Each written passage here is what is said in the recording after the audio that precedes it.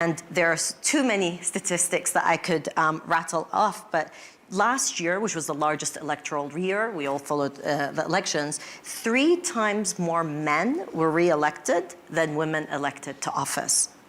And it's important that we think about intent and design, institutional effort put in to get to power parity in all decision-making. And I'm delighted that we have a great panel to talk about this. Of course, the conversation here is part of the gender parity work by the World Economic Forum. For those of you joining us online, please use hashtag WEF25 to discuss this conversation with us. This is being livecast also on the World Economic Forum and the National's channels, as this is a co-production between the National and the World Economic Forum. I first want to introduce our great panel, and I will start to my immediate left. Catherine de Bolle, who is Executive Director of Europol, Her Excellency Therese Kayekwamba-Wagner, who is Minister of State of Foreign Affairs for the Democratic Republic of Congo, and François Varian, who is Chair of Transparency International. Thank you for being here. Minister, I want to start with you, please, and I want to talk about the role of women's political representation in shaping the conditions for peaceful and more equitable growth for countries. How important is that parity dynamic? Well, I come from a country that has been plagued by conflict for decades now, and we see very clearly to what extent women are the backbone of our society. They are the backbone of our resilience in communities, and at the same time, we do see an inequality, if you want, in terms of the responsibilities that they have in this informal sector, and at the same time the responsibilities that they have when it comes to formalized power through, for example, governments. But at the same time, I'm also from a country that has made a very important leap. We have gone from 16% of women in government to 33% in the government that has been put in place in 2024. And so I think this is a very telling example of to what extent there is a necessity for design, for thinking about systems and making sure that women are duly represented, but at the same time also for championing those causes and making sure that this goes hand in hand with political will. A lot of these things are not possible without political will. So I think it's about striking that balance and making sure that the contributions that women make in society and that we benefit of, all of us, also have a visibility in the formalized power structures that make sure that we also grow as economies and as societies. And it's really interesting the way you approach it, because there's the bottom up and the top down, and there's always that conversation about how much do you need this to be formalized and imposed, and how much does it have to come out organically. How do you ensure that there is that balance, that you have both? And you know, the figures that you gave are really formidable to look at how the DRC has approached this. I think on the one hand, precisely by nurturing political will, and I think it's very important to have champions and not to view the issue of parity as a sole struggle only for women. I think it is important to have more men who are also advocates of a more equitable working environment and a more equitable repartition, if you want, or division of labor between men and women, and who also are advocates for the added value that women bring to the table, the different ways of addressing certain challenges. So I think it's mixing this lived experience, if you want, with also very adapted legal mechanisms, because at the same time we also, and I think we represent different regions of the world, we also have to be cognizant of the social cultural context that we operate in and make sure that we strike the adequate balance to ensure that quotas, for example, or that legal measures that are put in place are conducive, and that the environment itself is conducive, because it can harm the cause much more to impose quotas, for example, or other measures if they are perceived as a threat. So I think it's a very delicate balance that requires a lot of also understanding of the local context, but that can benefit also from, you know, exchanges and experiences within regions, but also beyond regions. And I think it's making sure that you have a diversity of voices that contribute to those reflections and that fuel the political will at the start that needs to be the igniter, if you want, and make sure that you enrich it from different perspectives. And part of that, of course, is this idea of mindsets, of thinking through structures. And so I want to turn to you, please, Catherine, about this idea of during, your experience, of course, in the security sector. What conditions and mindsets are needed to allow for equal measures of power, but also equal measures of protection? Because often women need that protection in order to be able to advance in political systems. Yes. Thank you for the question. Good morning to everybody. So I am head of a law enforcement agency, and law enforcement is still male-dominated. On average in the European Union, we see that we have 30% of women in most of the law enforcement agencies, which is already a good figure because I only started in police in 1994 and I was the first on this officers level. So we did take big steps and we really needed political support and enforcement, in fact, figures in the legislation to have women allowed to take up positions in the security sector. And we also had to change the recruitment mechanisms to make sure that for instance, I am not too tall. So they had to adapt a bit the law to make sure that smaller women also can have access to these positions. When we look at women in the European Union, we see that 1/3 of all the women are victim of abuse, a kind of abuse, psychological abuse, sexual abuse, and harassment. And this is something we need to take into account, also in the police forces. So when we talk about women in police, we have to make sure that when they join police forces that they also can live in a safe and secure environment. In my own office a few years ago, we had a colleague that was murdered by her partner. So we live in a police force in a very safe environment. So it was a wake-up call to everybody that nobody is safe, in fact, and that everybody can become a victim. So what we do in our office is we try to make a secure environment. So we did set up a working group and a task force to make sure that when men or women have issues related to violence, they can talk about it. We have personal counselors to help them, and we try to create an environment where they feel safe and where everybody feels free to talk about issues they are confronted with. When we look at our mission as a law enforcement agency, in our legal framework, of course, we have the responsibility to take care of women becoming victim of exploitation. So we have a lot of misery in-house, and we have to deal with that. But we always try to do it with a positive perspective from the human side, and we always try to find answers for victims. That is why it is very important to have diversity and inclusion in our mission statement, and that everybody understands that you need to be a human to treat a human. And it's not about figures, it's about human beings. And we need to provide victims with answers. That is the mission, in fact, we stand for. And that human element of making people feel that they are safe and that they are protected, but also that this is not just a bureaucratic endeavor, because sometimes some of these can become an exercise in either ticking a box or saying, yes, we've got this. So how do you create that safe environment where people feel that they can, or women feel that they can speak? In the beginning, it was a bit difficult because we had to take the decision top-down that diversity and inclusion is the core issue of our business, of our agency.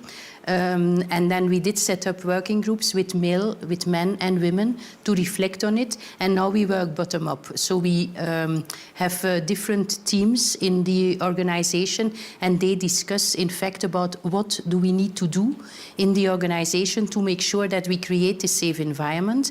And every manager has the obligation to put this in the action plan and in the strategic development of the different departments, and is evaluated on that. So I must say we talk about it. Also with the recruitment of new people, it's part of the recruitment. We went through all our vacancy notices to see that is diversity and inclusion included in the vacancy notice, and how will we go through the recruitment process to make sure that we recruit the right people. It's not a one-step exercise. It takes some time to get there, but we already do it now for 4 or 5 years. And I must say that we have this safe environment. We have a lot of men being confidential counselors. They are very active in the organization. We also invested in nurses. We will invest soon in psychologists to make sure that we have professionals. But the most important, the experience we had with our colleague that was murdered was in fact that she did not dare to talk about the issues she was confronted with. And she talked to one person, but this person did not feel comfortable to go and to talk about it with other people. So we really took this on board to get the right lessons out of that and to make sure that everybody feels safe to talk about it. And then as an organization, we have the obligation to try to find a solution and to help her in how to deal with the local authorities, with the police, with the social sector, and how to find a solution to a problem. And what you've highlighted is how multifaceted these issues are: community, organization, feeling of safety. Francois, I want to turn to you because, of course, corruption has a harmful effect also on women's access to opportunities, not only in terms of safety, but also resource and opportunities to progress, especially when we're talking about power dynamics and political dynamics. So how can community-led initiatives help to kind of disrupt some of this corruption, but also foster a more equitable approach to let women have access to political power? Well, thank you very much, Mina, for this question. And thank you for inviting a man to this conversation, because as Her Excellency was saying, we also need to mobilize men in this fight, and I think we will have the opportunity to come back to that. So where do we start from in terms of the anti-corruption fight to achieve parity power between women and men?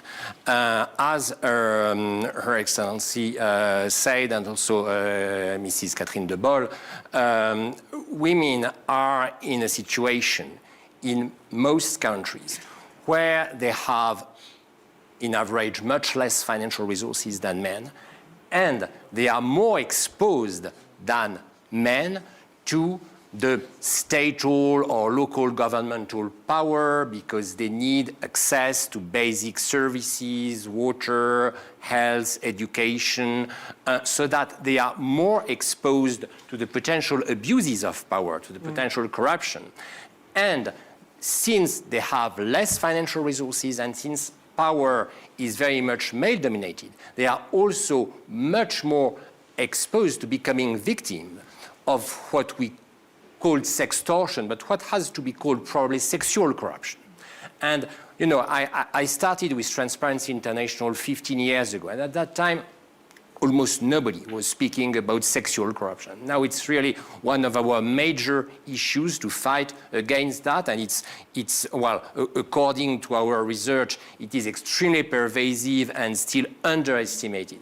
So that's on the daily basis, but also in extraordinary circumstances or in circumstances such as wars and conflicts, but I'm also thinking of climate catastrophes. I'm thinking of Pakistan, where there were those floods a few years ago, and still there are women with their children and they do not receive the aid needed, and in a number of instances, men have left, so you have the women with the children and they have nothing to live with. So it's very important that we address this abuse of power with women being victims of those abuse of power. And the response to that is obviously to achieve parity in power. So that we are active at the community level, and in many countries we have what we call the ALAC, so Anti-Corruption Legal Advisory Centers, which are mobile ALAC, so we are reaching out to local communities. And in these local communities, very often the men are the ones who speak. And our people on the field, they are trying to empower women so that these women are asking for their rights and they are also speaking up. And we also have, and that's a point that was raised by Catherine, gender-sensitive reporting channels, so that also women are talking to women, women are listening to women so that they feel safer to express their, to tell about the abuses they were victims of. So that's at community level. Now we have the whole issue of elections. So maybe you want me to comment Sure. on that and on work on that. So I'm not an expert in elections, and some people on the panel may be more expert than me. But the observation of our chapters worldwide is that obviously politics is very much men-dominated, and not only men-dominated, but dominated by a male model of physical strength, patronage, big muscles, etc., etc. I'm not sure we got rid of that model yet, but so we have these elections, and we are campaigning for women to be empowered by the governments to run, so that there are funds dedicated to help them, because women need more money than men to run. First, they have less money. And second, they need more money because they are outsiders. They need more efforts to convince people that they are to be trusted. And they also need money for their safety in many countries. So that's very important for them to be empowered so that we can achieve this parity in power. Thank you. Just on this point of the money raising is also a problem, of course, of corruption and the possibility of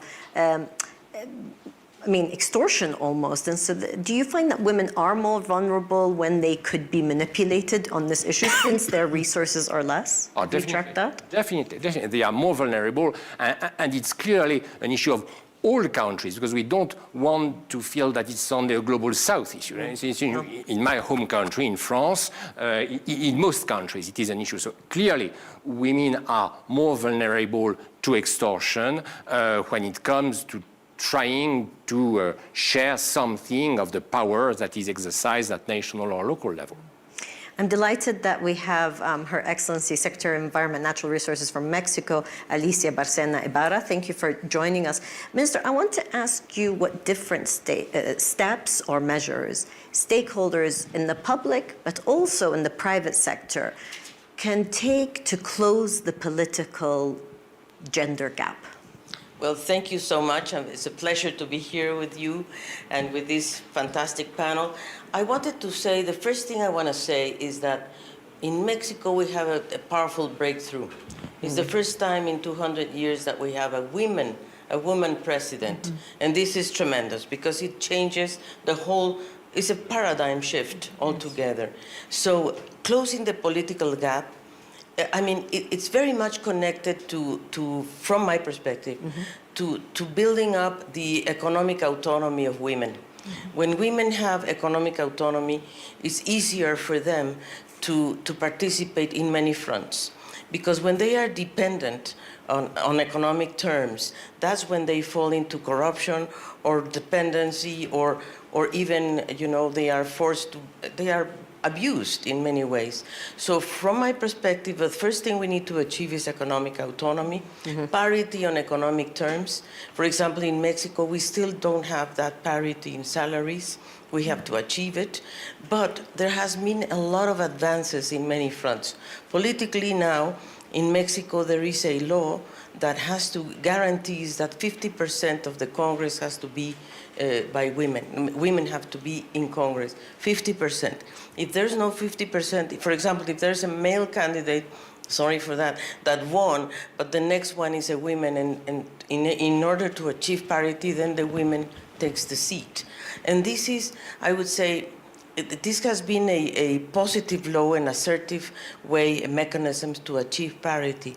But the other part is the Supreme Court is also led by women, and also the central bank. So it has been really a total shift from a very, I would say, machista society. I don't know how to translate that, but a male-oriented society in Mexico. Can you imagine the guns and everything? And the movies are very clear on that. But then there has been such a shift, such a change in the mentality. Now little girls say, what do you want to be in the future? President. Never before, honestly. So this is something that politically has made a lot of a difference. Socially also, the president, the Mexican president, has been very, very assertive and very positive in creating policies to help women at all fronts. Because one of the main things that I think we have to achieve, for example, women don't have access to property rights in terms of land, for example, in many places, indigenous peoples. So we have to make so many things to make sure that women have access to finance, to political participation, to social participation, and it has to be done. There has to be political will. It's not going to be automatic. This is not automatic at all, and that's why it's so important that in the police or in security arena you have women. In the political arena you have women. Now in the private sector, we are lagging behind. And I think it's not only Mexico, I think it's the world. Because we do have a lot of women in the private sector, but at lower levels. It's not really yet, let's say, the direction or the decision makers that are at the top in the private sector. Once I made a question to a company, Starbucks, and I said to him, to the CEO in Latin America, I said to him, how many women do work in Starbucks? He didn't know. He didn't know at all. Okay, then he went back and came back and said, no, more than 60% women are working in Starbucks. And I said, okay, how many in the decision making? He didn't know. He went again and came back and said, well, I think there we have a problem. It's like 20%. That's the problem. So we need to engage in a different way with the private sector to make sure that women are also, able to reach the top, because otherwise we have to break the crystal ceiling, I think this is what we need. I mean, the point of course, the private sector capability and reaching managerial level is tied into economic empowerment that then allows women to have more of a political role. And I wanted to ask you, when you spoke about the mindset change, and congratulations on the election of your president, what do you think was instrumental in making that change, in getting people to accept? And if I can follow with that, do you worry that there can also be a backlash? Because sometimes what we see when there's this progressive step, there can be a backlash from those that feel that they may have lost out as a result. Absolutely, and that's why, what she has gained, it was very difficult. Actually, she got the majority of votes, 35 million votes, which was historic in Mexico. And I think it has to do with the connection and the empathy at the local level, but she has a double work because it's not like naturally accepted. So she has to do even better than men in many fronts to demonstrate that it's possible. So the challenge is there. She only has 4 months, but still, she got 85% of approval in these 4 months. And I think that's a tremendous, but the challenge is there because men are just men and the whole society is watching. And many times for women, it's more difficult because you have a double checking, and also you have the care work that you have to do domestically, you have to work, and then the other third of your day, you have to be in charge of your house. Unfortunately, that's still the case. Men are fantastic. I have to say that in my case, I'm very fortunate, but you have to still look after the children and the schooling and the this and everything. So even the president, there was one unfortunately, one man from the news that asked her, well, but you are a, ¿cómo le dijo? You are a housewife. To her, she said, you are a president, but you still are a housewife. And she said, well, that's my privilege, and it's an honor for me to be a housewife and at the same time to be a president. But he was challenging her, Yeah. This is the problem. There's still that mentality that women are not capable. And often the mentality, by the way, is not restricted to men. There are many conservative women who actually question and can. Even worse. Yeah, and it feels worse when it comes from women. You remember Madeleine Albright when she said there will be a place in hell for those women that do not help other women? Yes. Well, that's the case. I want to open the floor if there are any questions. In this conversation, we can keep going. The opportunity. If there's anyone who has a question they'd like to ask, please indicate to me. But meanwhile, we will keep our conversation. I want to turn back to you, Ms. De Bolle, about being the first woman to serve as Belgium's police commissioner, and you said you were also the first officer in the changes. You know, how do these institutional changes get sustained? Because sometimes what happens is that we see that, but then again, it doesn't continue. How do you ensure that it gets sustained? Yes, it's really a job. Because I completely agree with what you said, Madam Minister. You really have to have a plan. How do I attract women? How will I get more women in the office? And how to recruit them. I remember that as General Commissioner, I took a decision that I wanted to have half of the selection committees to be a women. Wow. The unions did not accept because I used the term women. I had to say the other gender. And I could only use 30%. So I changed that. And then we had women in the selection committees, and they all say a selection is objective, but it's also kind of subjective. And the evaluation of a woman towards a candidate is a bit different than the evaluation of a man towards a candidate. So that was a first step. So we did install, because I had the opportunity then to have two ministers, women, the Minister of Justice and the Minister of Interior. So the three of us, we really developed an action plan, how to attract women to the office. After 2-3 years, we said we are there. We have a lot of women candidates for the police force, so now we can be a bit more quiet and we accept we are there. And then when we stopped monitoring the situation, the figures went down. So you have to, all the time you have to monitor, in fact, what is your global goal, what do you want to reach, and how will I get there? And you really have your evaluation moments, and you need them. So we did set up recruitment campaigns and everything to attract women. But I see the same in my office now at Europol. I became the director of Europol. The former directors were men. The family joined because we are all expats. We live in The Hague. They joined their husband because he was then the director. I'm alone. My family is still in Belgium. And because my husband also has a job, and the children did not want to join me. And I see this is the case with a lot of women, and that is what hindering also women to come to an international organization and to work for an international organization.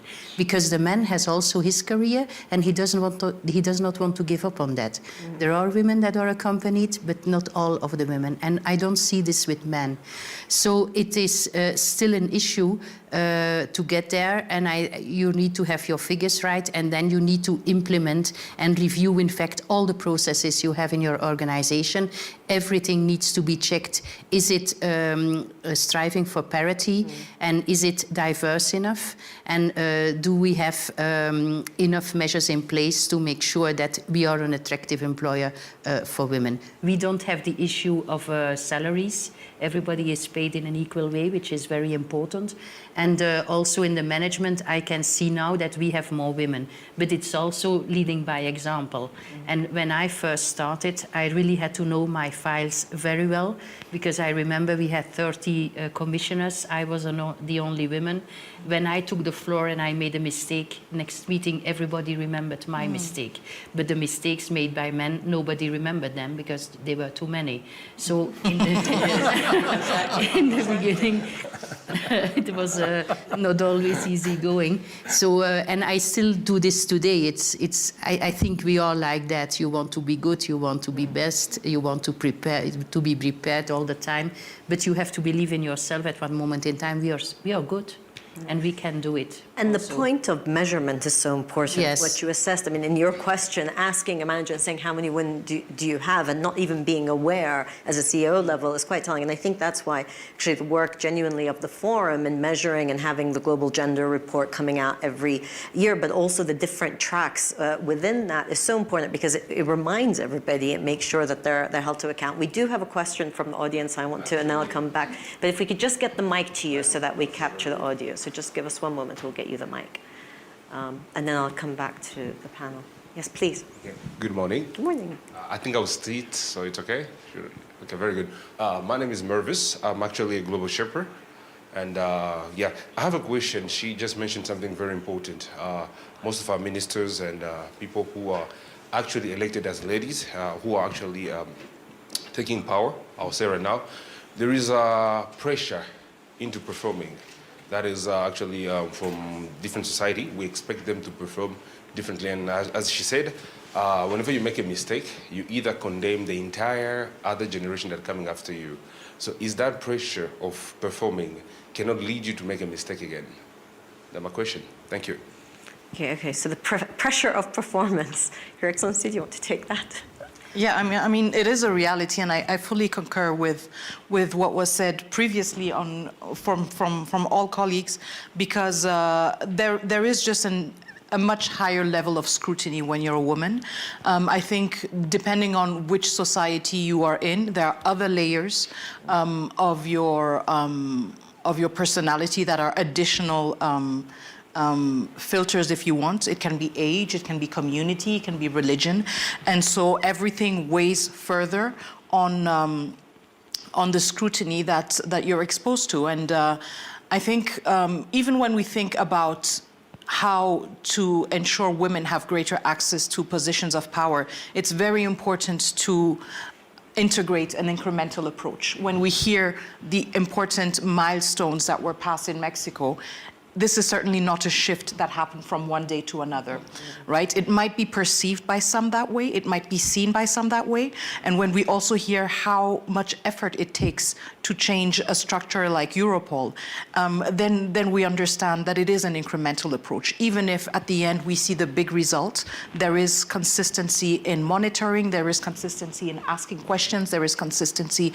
in having numbers, but there is also consistency in making mistakes. And I think this is something that needs to be normalized, both for women and men. I think men have normalized making mistakes. They have kind of like inherently normalized it. But for women, I think it's important to give yourself that grace, that it is part of a process, both as an individual. So when I consider my progression as a Minister of Foreign Affairs in a government that has for the first time in our country so many women, that for the first time in our country has a Prime Minister, women also leading very strategic portfolios, environment, national education, foreign affairs. I think it's important to give yourself that grace of saying there will be mistakes. There have always been mistakes in this area. You're not the first one. And so you learn from mistakes, right? And at the same time, also embedding in our reflection of how to progress towards more parity, embedding the necessity of making mistakes to learn. And this is something that we somehow fail to normalize, or that we seem to individualize when it happens under certain circumstances, or when it happens to specific people, for example, to women, but also maybe other groups. And so I think there's also just that inherent struggle to make sure that changing societies, changing mindsets, inherently goes hand in hand with making mistakes and with learning. It is a process where you learn. The big mistake that we have made so far is excluding women. And we're learning from that mistake day to day, and we're trying to fix that mistake, right? So I think it's also important to give yourself that grace of saying, it is an incremental approach. It will require consistency in efforts. Sometimes the results will seem big and grand and seem that it came out of nowhere, but it's actually the result, and we stand on the shoulders of all the women who came before us, and of all the men also who came before us and who paved the way. And I think this is something that sometimes gets missing, that goes missing, especially when you have coverage that focuses on, the big story. A woman who is occupying this position, and it seems like it came out of nowhere. It didn't. It's a continuous effort, and it's an effort within communities, but also across communities and continents. Mr. Vaillant, I wanted to bring you in because there's this, the point that we're talking about having champions, also, men that are not only opening the doors so much, but also being champions. So how do you find that, again, can be done institutionally, and especially when it comes to issues of governance? Well, first of all, it is very important for men that we get rid of this machista culture, as you were saying, because it is also liberation for men, for many men, for me. Because this model of, the strong man power in companies, in politics, has been and still is extremely prevalent. I'm 60 years old. In the France of the 1970s, 1980s, it was the prevalent model and still is in many instances. So it is also liberation for men, and it is a cultural fight that we are waging here. Yeah. So that's very important. Now, institutionally, what are we doing? We are reviewing all our 100 national chapters every 3 years on their accreditation. One of the criteria is that the board of those chapters achieves parity. And now it's fortunate, it shows that we make some progress. There are a few countries where we have the reverse problems. So we have only women in the board. So we are trying to explain them that they have to attract men. And there are men who are saying, oh, you only have women in TI in some countries, so it's not for us, etc. But in most instances, obviously, we have more men than women. And we are trying to achieve parity in those chapters. And now at the global level, so we have an international board, we achieved parity a few years ago, so we had as many women as men. Now, unfortunately, we are back down to more men than women, and we are trying to convince women that they can run for election. We have the same problems. No, I can't do that because I have to run my chapter, I have my family, I have my kids, but yes, they can do it. And our vice chair, the vice chair of Transparency International, Kera Fitoson, is a very courageous human rights defender in Madagascar. She has 4 kids, she has a husband, and she's the general manager of Publish What You Pay, and she's the vice chair of Transparency International. And globally, we are 2 women and the men to run this movement, because we, as of February 1st, we will also have a chief executive officer who is a Brazilian woman, Mayra Martini, and I'm a man, but over the first 30 years of existence of Transparency International, we've had as the chair position a man, a woman, a man, a woman, now a man. So, I mean, your point about the liberation of men is really interesting. It's liberation of society where we don't have to be hung up on it. But there's also the point that, and I see this even sometimes with my colleagues, where actually there is a certain sector of, frankly, white middle-aged men that now feel that they're left out or won't put themselves up for certain things because they feel like, oh, we've had all these years of representation, we put ourselves back.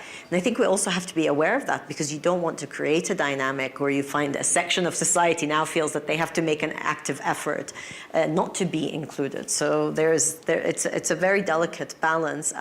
Your Excellency, I wanted to ask you, If I can, we have a Men's Day at Europol. Oh, interesting. Yes, to put the men at front, because we had this discussion that we did put too much focus on women and how to give possibilities to women to enhance their career. So we have a Men's Day. Yeah.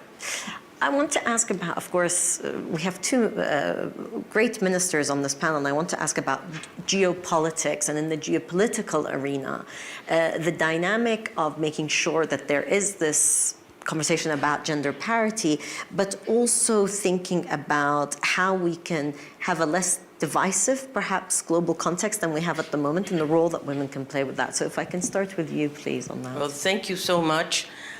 Before being Minister of Environment, I was a Minister of Foreign Affairs. And I have to say that, and in the UN, my experience has been that women have a more empathy in terms of peacemaking, peace building. And the talent, both talents are necessary. I believe very much that parity is what we want. We don't want also only women or only men. I think we need both. And because there is complementary visions in many ways, and particularly in peacemaking, peace building, I really believe the intervention of women is extremely important to build the empathy, also to help other women that are the ones who suffer the most in the wars that we are living through. You can see what's happening around the world. Women are more vulnerable in many ways, with children too. So you do need this mix. So my belief is that we definitely need parity. Not more women or more men, but we need parity. And in some positions, for example, in terms of security, as you were saying, I think women do need to be there, definitely. In the military, for example, or in the, as I said, in the peacemakers or peace builders, we need women. And Can I I ask fully you? agree with that. I fully agree with that. And this is something, again, to bring it to the context of the DRC that we see, but where we also see that there is a need to make sure that we have that parity at all levels. And so very often you will find an inclusion of women, but at the grassroots level. So for instance, I've been representing my country in peace talks with one of our neighboring countries. And I find myself the only woman in the room, the only woman. And this is the design, if you want, of a peace process. And this is, and I'm, if you want, just a coincidence. It is a coincidence that I happen to be a woman and to be the Minister of Foreign Affairs. And so there's also a need to think about how do we make sure that this is a cross-cutting approach and not just women at the local level who then have to assume, if you want, and have to own what is decided at the top level. How do we make sure that women are included in decision-making, in negotiating peace at the top level, to make sure that their concerns that they will have to deal with at the bottom level are taken into account in the design of finding peace? This is a big challenge that we have to make sure that we strike that balance. And I think one very important starting point also as ex-UN is also seeing how our international organizations reflect that. After decades, over 70 years of the United Nations, we still have yet to have a woman Secretary General. And I think all our eyes are shifting towards Latin America because of the geographic rotation, because of the next Secretary General, with a lot of expectations that, you know, a continent that has distinguished itself with so many women that have assumed positions of leadership will also help us achieve that important milestone. Right, I've got two questions from the audience, but let's so please make your questions really brief. Lady here and then the lady in the front. Hello, my name is Chirofaja Masenya. I'm a global shaper from Johannesburg. So my question is around the fact that a lot of the times when we speak about women, we assume a universal female experience, and I think, you know, it's shaped by a lot of intersecting identities across class, race, geography, ability, and, you know, you spoke about the quotas, and so what sort of policy approaches are being taken to ensure that those intersecting identities are sort of accounted for in terms of making sure that we are including those different identities of women. And also just... Sorry, yeah, sure. Please. Thank you. Thank you very much. Thank you so much. Thank you very much for this very, very impressive panel. I don't have a question. I just have a small intervention. I'm just sharing an experience. My name is Nawal Hosseini. I'm the United Arab Emirates Permanent Representative to IRENA, the International Renewable Energy Agency. I also have a role with the UAE government. And one of the things that we do at the UAE government is we measure the performance of all ministers, and we have a dashboard. So one of the KPIs that we are measured against is the gender balance at the leadership level.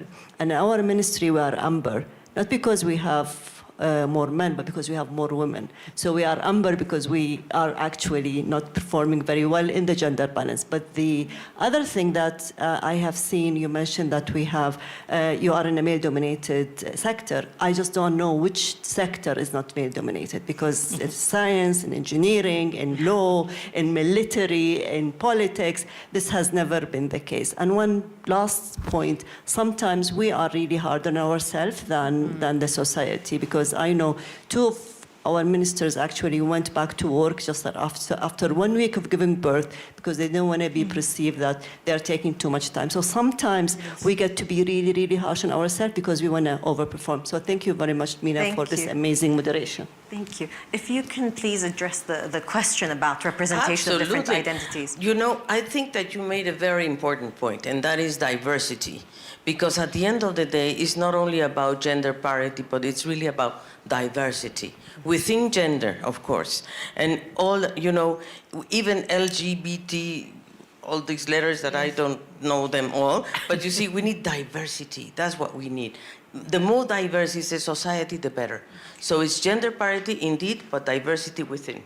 Okay, we've sadly run out of time. I'm going to ask you each with one word to tell me what's one measure or milestone you want to see by 2030 to get us towards parity in political structures and politics. So one word.